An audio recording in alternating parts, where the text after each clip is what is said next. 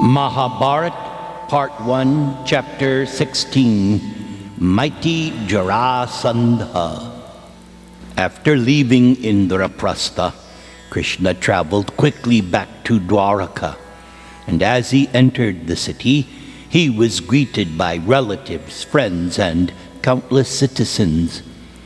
After approaching King Ugrasena to offer respects, Krishna saluted his elder brother Balaram, and then Krishna went to see his wives and sons. Finally, Krishna entered the palace of his principal queen Rukmini and took rest. And during the passing months, Krishna heard about the Pandavas' incomparable assembly hall. Krishna also heard that Subhadra's first son had been born, and that he had been named Abhimanyu. Krishna was joyful to hear that the Pandavas were flourishing, and Krishna began to desire to see them once again. Every day, Krishna would go to the Sudharma assembly hall to meet with the citizens of Dwaraka. Vishvakarma, the architect of the demigods, had constructed this hall, and it had the special quality of freeing anyone who entered it from the 6 kinds of mental suffering: hunger, thirst, lamentation, illusion, old age, death. Whenever Krishna entered the hall, Krishna would bow before King Ugrasena, then take his seat on a bejeweled golden throne.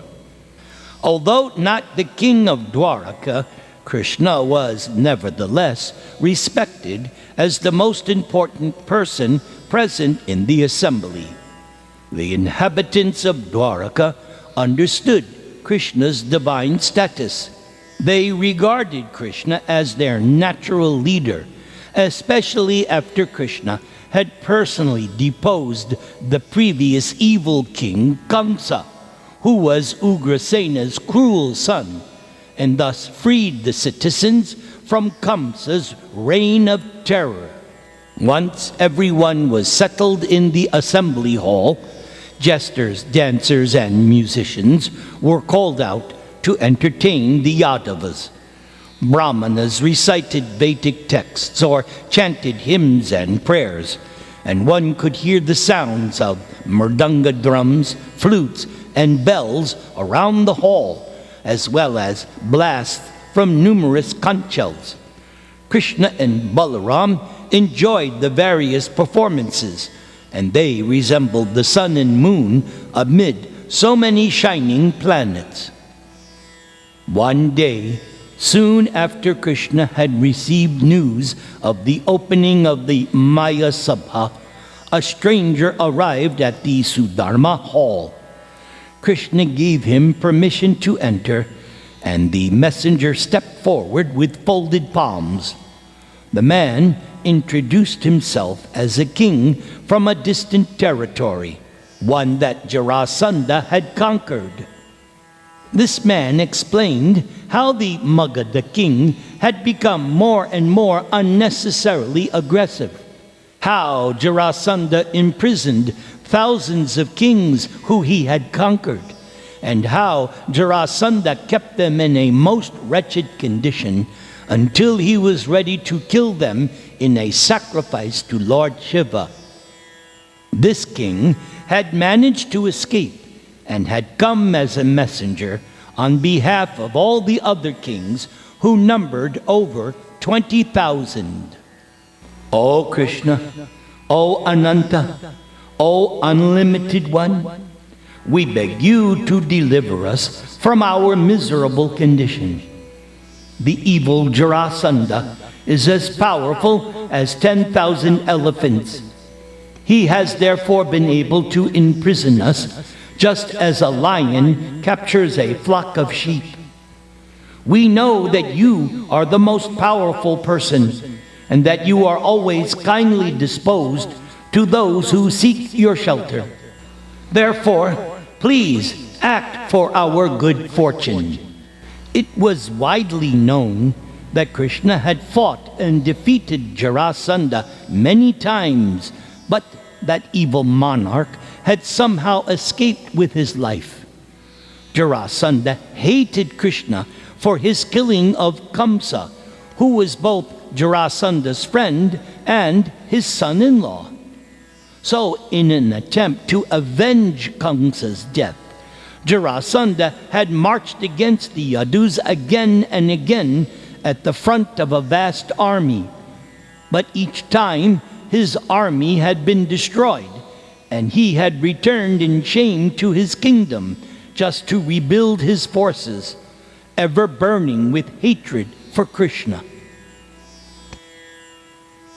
Krishna looked compassionately at the messenger, but as he was about to reply, Narada Rishi suddenly entered the hall. Narada came before Krishna, and he immediately rose up along with his ministers to offer heartfelt obeisances to the great sage. Krishna then offered Narada a seat and then personally worshipped him with argya. Krishna then said, "O sage among the gods, it is fortunate indeed that we see you here today. You are able to travel freely throughout the three worlds, and therefore you know everything. So please tell us how the Pandavas are faring at the present, and what are Yudhishthir's plans?" Krishna's question was significant. By his mystic power, Krishna understood that Yudhishthir was desiring to perform the Rajasuya sacrifice, which would entail his having to conquer Jarasandha. Narada replied, "My dear Lord, I know that nothing is beyond your knowledge, and yet you still act like an ordinary man and question me. I can therefore tell you that Yudhishthir is as well established in his kingdom as Indra is in Amaravati. Yudhishthir now desires to perform the great Rajasuya sacrifice, and he is making the necessary preparations. Why, even now he is praying that you will go to Indraprastha and assist him. Indeed, he has asked me to come and personally invite you." Krishna thanked Narada for the information and then turned to his chief advisor Uddhava exactly what should be done. "My lord, it seems that you can achieve two things at once. By going to Indraprastha, you will enable your cousin to perform the Rajasuya sacrifice, and also finally bring about the destruction of Jarasandha. Jarasandha has now amassed such a large army that the only way we can defeat him is in a one-on-one encounter. Only one person is capable of facing him in hand-to-hand combat, and that is Bhimasena. So if Bhima approaches Jarasandha disguised as a Brahmana, then he can beg from him a fight. Jarasandha is famous for never refusing a Brahmana's request. My dear Krishna, you should accompany Bhima to Magadha. He will certainly be successful in the fight if you are there to guide him." The assembly voiced their approval, for the Yadus had already been planning how to kill the belligerent Jarasandha, and this idea of Uddhava seemed like a good solution. Thus, Krishna agreed to go to Indraprastha. After reassuring the imprisoned king's messenger, Krishna took permission from King Ugrasena as well as from his father Vasudeva to depart, and then Krishna rose and left the assembly. Krishna decided to travel in state with all of his family members to Indraprastha, and Krishna arranged the Yadus in a long procession around him. Amidst the sounds of bugles, drums, trumpets, and conchels, the party left Dwaraka on thousands of golden chariots adorned with jewels, silks, and flags. Soldiers armed with swords and lances, mounted upon great black horses, protected the party on all sides. The noble ladies proceeded in their palanquins, and behind them bulls, mules, and asses carried supplies and paraphernalia for the long journey. Krishna and Rukmini traveled in the center of the procession on a chariot driven by Daruka and Jaitra, Krishna's two personal servants. The party passed through the provinces of Anartha, Sauvira, and Kurukshetra. They crossed the rivers Drishadvati and Sarasvati, and then passed through the districts of Panchala and Matsya. Finally, they arrived at the outskirts of Indraprastha and sent an advance party to inform the Pandavas that they would soon arrive. When Yudhishthira heard that Krishna had arrived, he cried out in joy. Along with his brothers, he immediately ran out of the city to greet Krishna. Yudhishthira ordered the royal musicians to play and learned brahmanas to recite sacred hymns from the Vedas. The Pandavas then embraced Krishna with affection and led him into Indraprastha. Krishna saw that the city was festively decorated with festooned streamers and colorful garlands. Thousands of citizens crowded the streets as Krishna passed by with the Pandavas on his way to the palace. The procession of Yadavas following him moved with difficulty through the thick crowds. They were all led to the royal quarters by the chief citizens and leaders of Indraprastha. After Krishna had rested and refreshed himself, and his family had been settled, Yudhishthira approached Krishna to discuss the Rajasuya sacrifice. My dear Krishna, I desire to perform this Rajasuya sacrifice, but I wonder if I shall be successful. So, please tell me what is best for me. I know very well that you will never speak out of any motive other than for my welfare. I therefore shall depend entirely upon your words in deciding my course of action. Yudhishthira sat in the hall surrounded by his brothers.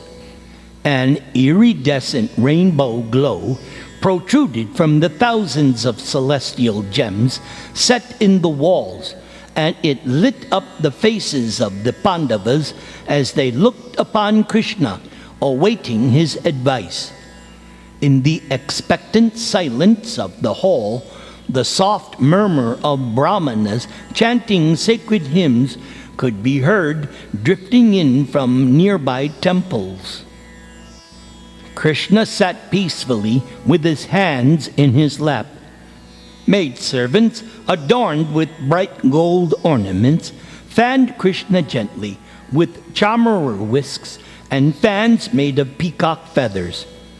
Turning to Yudhishthira, Krishna said, My dear king, you are fit in every way to perform the Rajasuya sacrifice and become the emperor of the world. But first, you will have to overthrow the powerful Jarasandha, who has formed a nearly invincible alliance with numerous other demoniac kings. Jarasandha has extended his influence and control throughout the middle portion of the earth and has designs on the rest. He is your biggest stumbling block to your plans. Krishna then listed the names of the many kings who became subservient to Jarasandha. All of them were Krishna's enemies, and many of them had been defeated by Krishna and Balaram in various battles over the years. Now they had come together under Jarasandha's leadership. With these kings united, their armies would be impossible to defeat. So, O descendant of Kuru, what then do you think should be done? How will you overpower Jarasandha? Bhimasena stood up quickly. It would not be wise to send out an army to oppose Jarasandha in his own province. Rather, we should challenge him to single combat. I have the strength to defeat him, and you, Krishna, are expert in policy. Arjuna always brings victory. Therefore, let us all three go to Magadha and challenge Jarasandha. I am indeed confident of our success. Yes, that is also my thought. Indeed, the wise Uddhava advised me in the same way. I, for one, am prepared to accompany Bhima and Arjuna to Magadha in order to bring about the death of the sinful Jarasandha. But Yudhishthir was uncertain. He moved uneasily while sitting on his throne. How can I allow you to go on my behalf? How too can I risk the lives of Bhima and Arjuna? They are my eyes, and you, Krishna, are my mind. Bereft of any of you, I cannot possibly continue to live. No, don't go. I think that even Yamaraj would not be able to face Jarasandha. Let us desist from this determination to fight with him. I shall give up my desire to perform the Rajasuya. It seems an impossible goal. Yudhishthir's voice was one of pleading. His love for Krishna overpowered any thought of Krishna's divinity and unassailable position. Then Arjuna spoke up. We are born in a race famous for its valor and prowess. So how, like weak men, can we shrink back in fear of any enemy? We are Kshatriyas. Our duty is to fight, and if necessary, lay down our lives in battle for the right cause. There can be no higher act for us than to fight Jarasandha and try to rescue the imprisoned kings. For if we do not go, all men shall revile us as worthless, and such dishonor would be worse than death. O Yudhishthir, Arjuna has shown the mood of one born in the Bharata race. We do not know when death will overtake us, nor have we heard that immortality has been obtained by desisting from battle. The wise have decreed that one should, by taking recourse in strength and policy, confront one's enemies. Therefore, let us encounter Jarasandha. Either we shall kill him, or, being ourselves killed, ascend to heaven. Oh, my dear Krishna, I am indeed curious to know more about the history of Jarasandha. Yes, my dear Ajatashatru, Jarasandha has been born to King Brihadrata, a powerful ruler of Magadha, when a rishi had blessed the king to attain a son. The rishi had given Brihadrata a charmed mango to give to his senior queen, but the king divided it into two so that both of his queens might conceive. Both wives then gave birth to only one half of a child. The mournful queens threw the two halves into the forest, and then a Rakshasa woman named Jara picked them up. She joined them together, and the child came to life suddenly with a great roar. Jara returned the baby to the king, who then named him Jarasandha, one who has been joined by Jara. So, my dear King Yudhishthir, the time has now come to destroy this Jarasandha.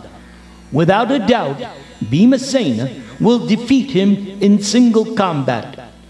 Jarasandha will not refuse to fight. Therefore, grant us your permission to depart.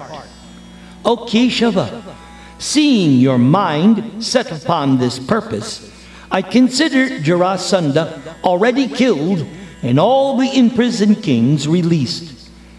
You will certainly lead Bhima and Arjuna to victory over that evil monarch. O Krishna, what cannot be accomplished by one who has you as one's guide? Thus, the three heroes, Krishna, Bhima, and Arjuna, decided to set off immediately.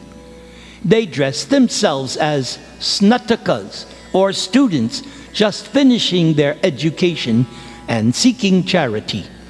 Leaving Indraprastha, they resembled the sun, moon, and fire god joined together. Their wrath toward Jarasandha now inflamed, their bodies appeared to be ablaze. When the people saw the three of them resolutely heading out, they considered Jarasandha already killed. For many days they traveled east. At last they came to Goratha Hill, from where they could see Jarasandha's capital, Girivraja. Sitting amid forest land, the city was beautiful, with its lakes and grazing cattle.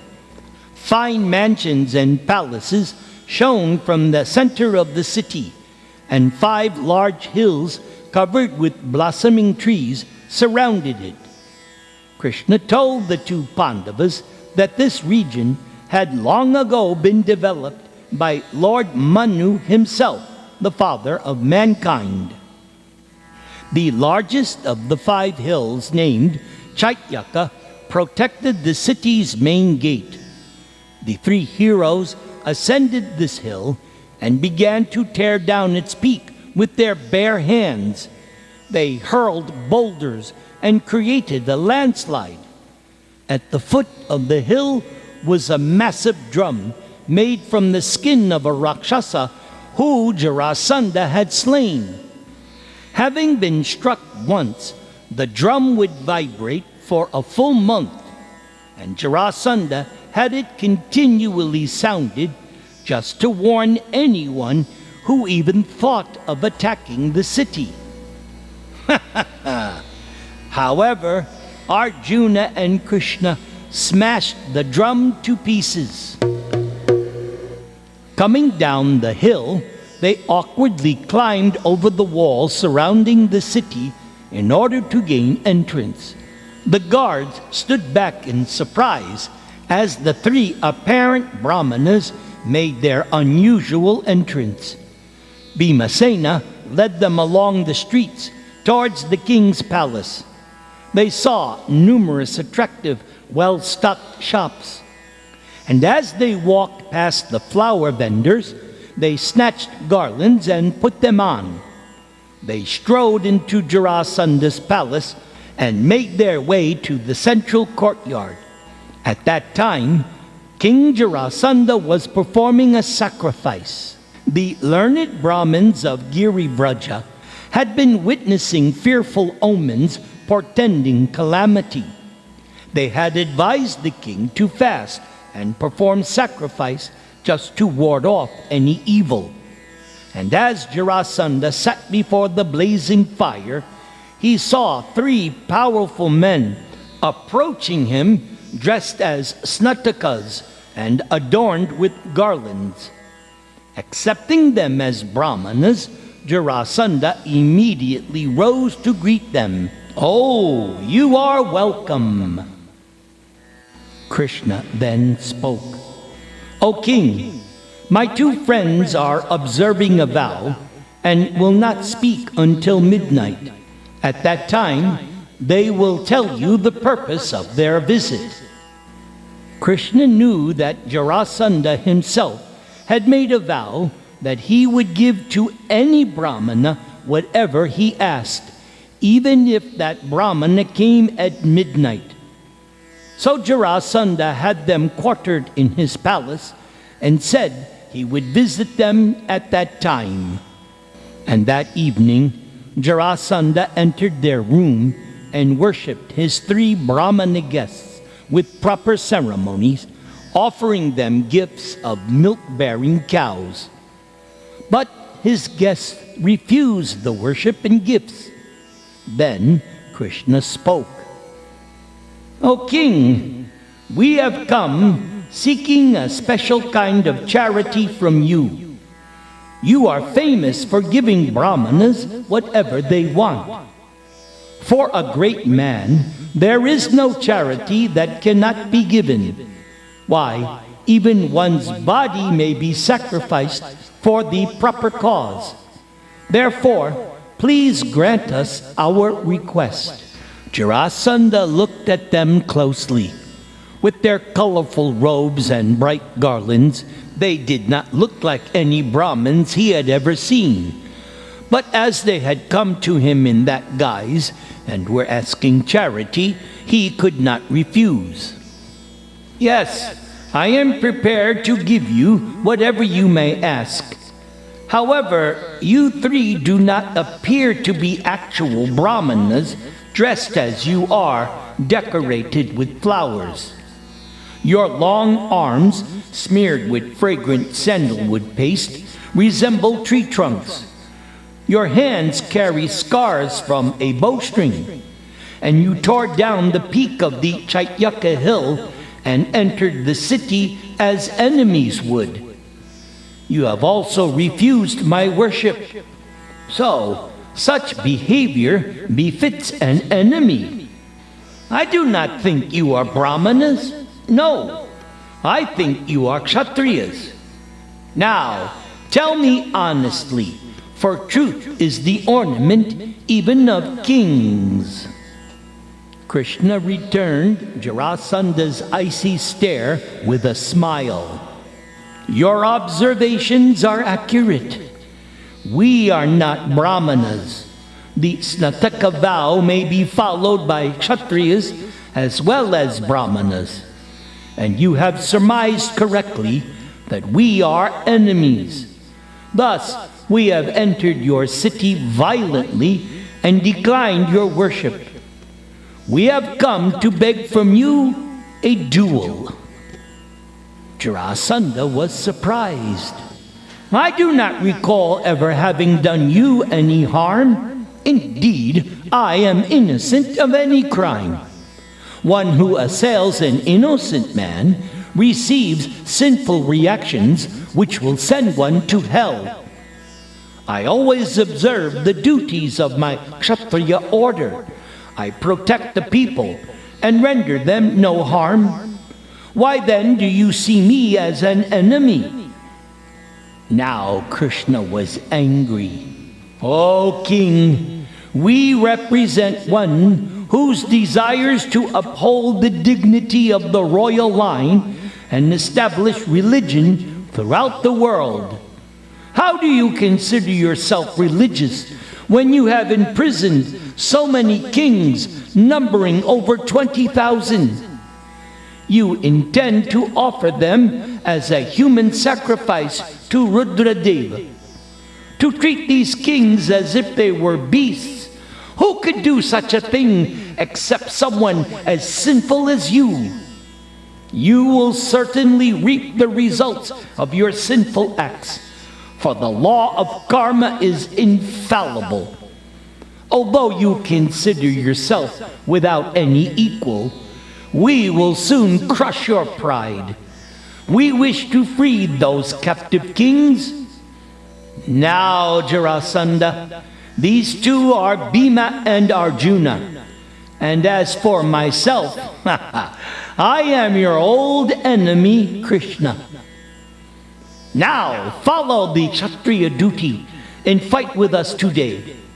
Either free the kings or go to the abode of Yamaraj. I should have guessed. My old enemy Krishna now come in disguise in an attempt to kill me after failing so many times. What sin have I committed by capturing kings for the pleasure of Lord Shiva? I defeated them all fairly in battle. It is therefore my prerogative to do with them whatever I please. I will not release them simply out of fear of you or these other two. I will fight either by placing my troops in battle array or by standing alone against the three of you. Nor, if you prefer, I will fight whichever one of you most desires death at my hands. Well then, it is your choice, Jarasandha. Select any one of us for single combat, and let that finally settle our dispute. Arjuna is not a suitable match against my strength. And you, Krishna, become confused and run away from the battle. So I prefer to fight with Bhima. Only he seems powerful enough to combat me. Bhima smiled grimly and clenched his fists.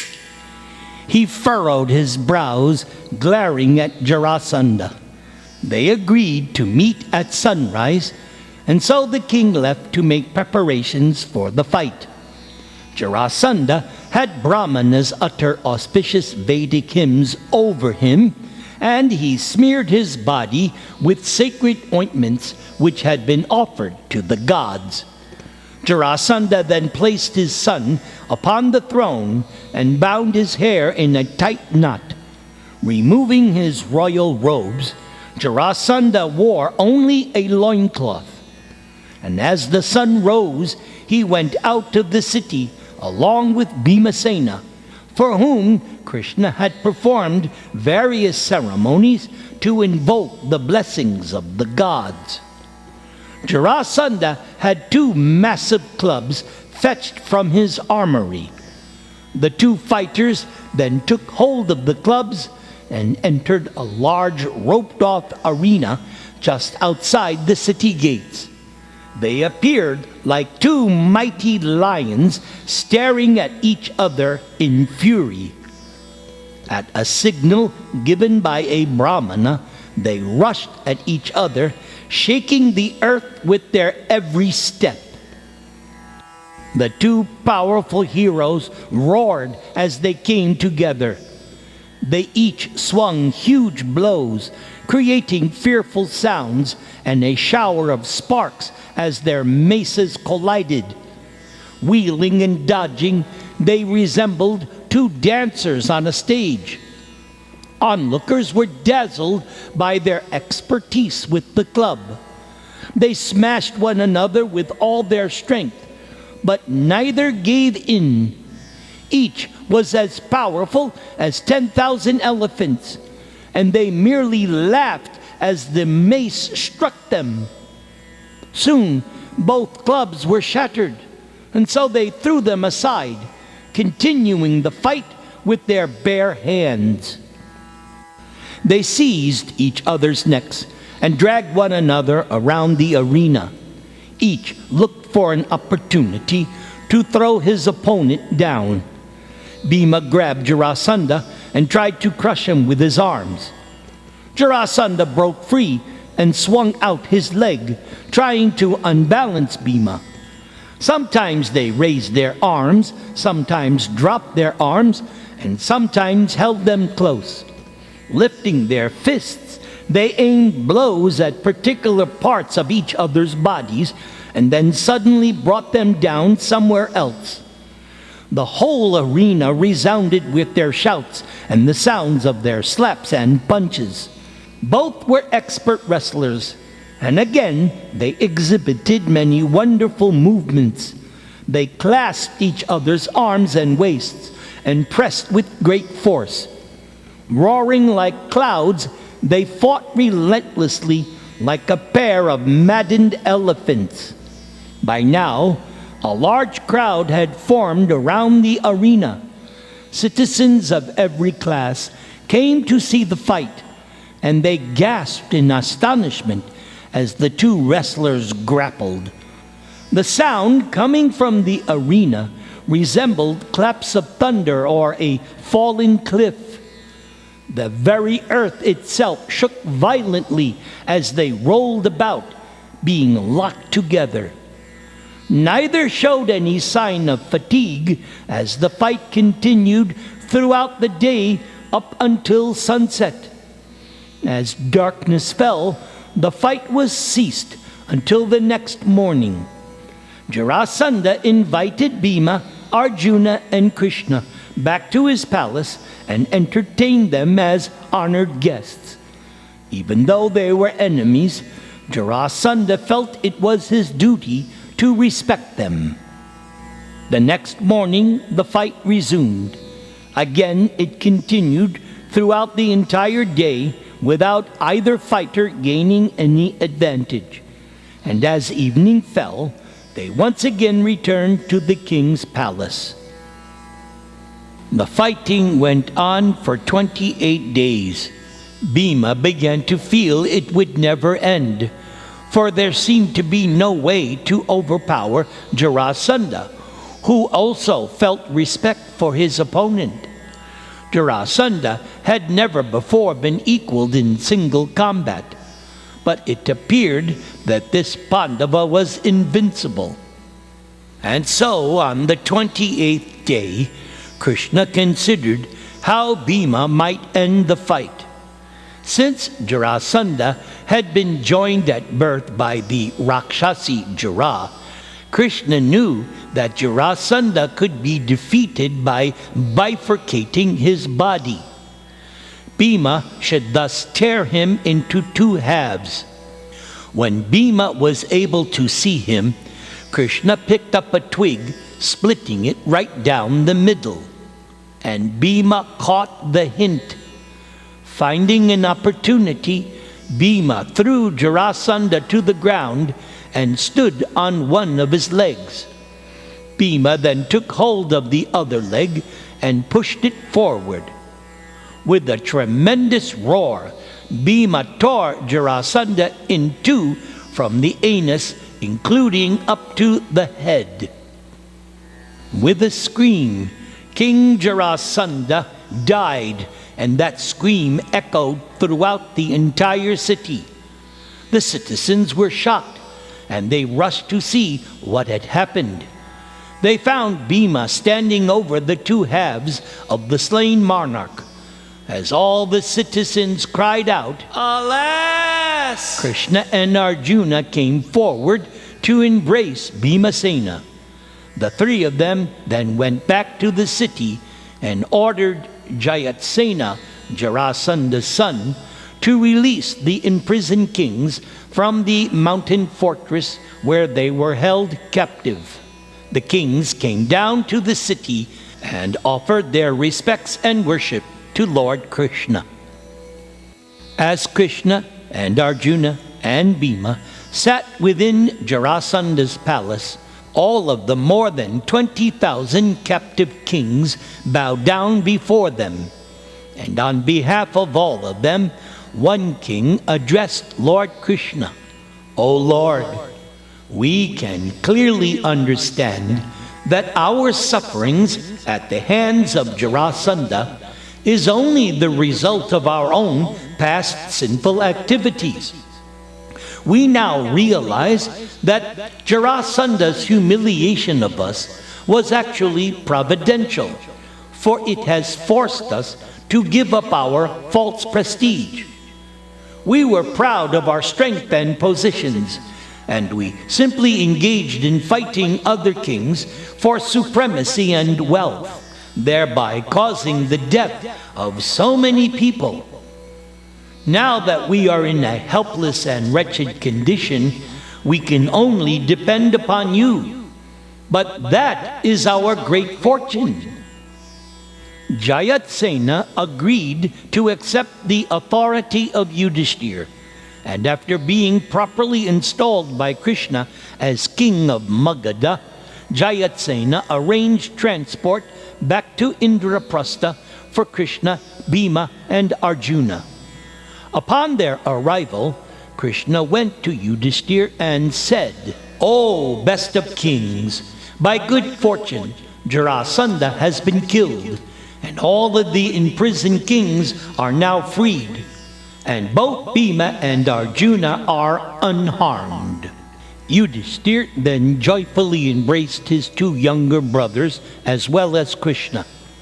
"O dear Krishna, by your grace, anything can be achieved. Indeed, it is only by your power that anyone else can exhibit power. We are kings and rulers only as long as you permit. And yet, although you are the unlimited Supreme One, devoid of any mundane desire and hatred, still you bewilder us because you appear to be like an ordinary human being." Krishna only smiled and then asked Yudhishthir for permission to leave. Yudhishthir then set a date to begin the Rajasuya sacrifice, and Krishna agreed to return at that time. First, however, the Pandavas would have to subjugate the other monarchs of the earth. Having bid farewell to Kunti and Draupadi, Krishna mounted his chariot and headed back to Dwaraka. After Krishna had departed, Arjuna spoke to Yudhishthir. "O king, I possess the Gandiva bow and inexhaustible quivers of arrows, as well as the prowess to use them in your service. So now I would like to go out and make the kings of the world pay you tribute.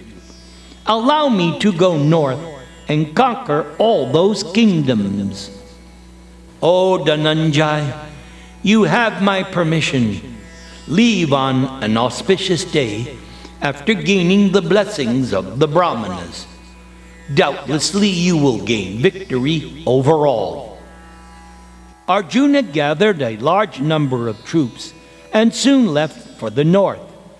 Bhimasena, surrounded by a similar number of men, went east, while Sahadev went south and Nakula went west. Yudhishthir was thrilled at the prospect of soon being able to perform the Rajasuya sacrifice. So many things would thus be achieved.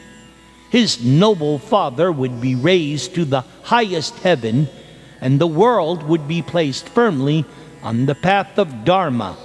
And most of all, Krishna would be honored above all others as the Supreme Person, Purusha Uttama. Soon, the king was consulting with Daumya and the other exalted Brahmanas in his kingdom as to the preparations for the sacrifice. And also, Vyasadeva arrived just to further advise Yudhishthir. Om Namo Bhagavate Narasimhaya. Namastejas Tejase Avir Bhava Vajranaka Vajradangstra Karmashayan Randhaya Tamo Grasa Om Swaha Abhayang Atmani Bhuyishta Om Shraum.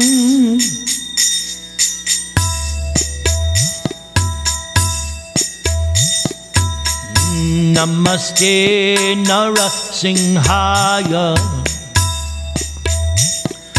Praklada Dayane